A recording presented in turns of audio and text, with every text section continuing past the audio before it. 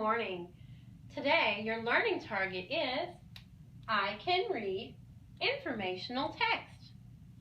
But what are informational texts? Let's take a look at that now. Here you see two different types of books.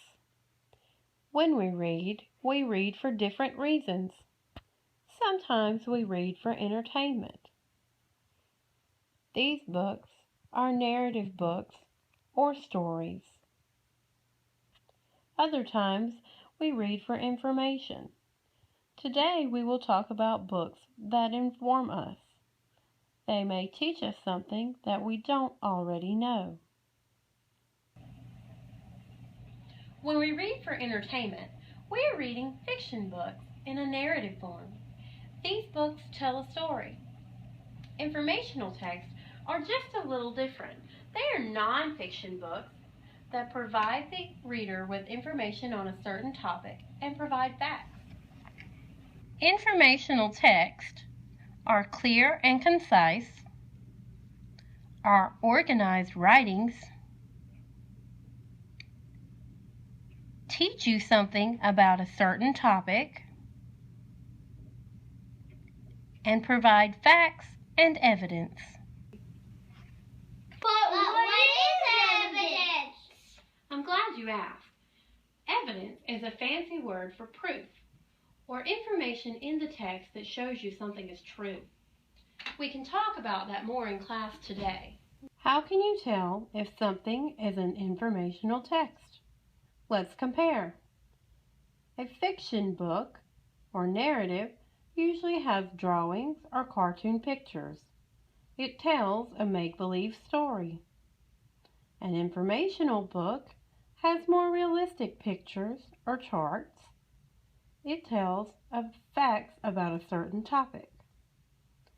Look at both of these books. Both are about dinosaurs, but one is a fictional book and one is an informational book. There are a few things that you will find in an informational book that you may not find in a fiction book. Informational books have a table of contents, have headings for each section, have important vocabulary words in bold print, may have a caption on the pictures,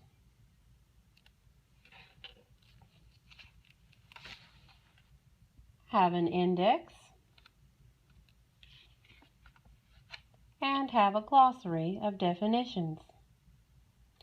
We will talk about these more in detail in class today. So why is this important? Well, do you remember when you learned to ride your bike? Your mom spoke to you in the form of informational text. She gave you clear directions based on facts. Hands on the handlebars, feet on the pedals, keep your head up and go! If she had spoken in a narrative form, telling you about when she learned to ride her bike or how she felt that day, you wouldn't have the steps you need to learn how to ride your bike. What are some other ways we can use informational text? Reading a newspaper or magazine article. Reading your textbooks for school. Reading instruction manuals to build something. And reading a recipe for cooking. All of these were examples of informational text.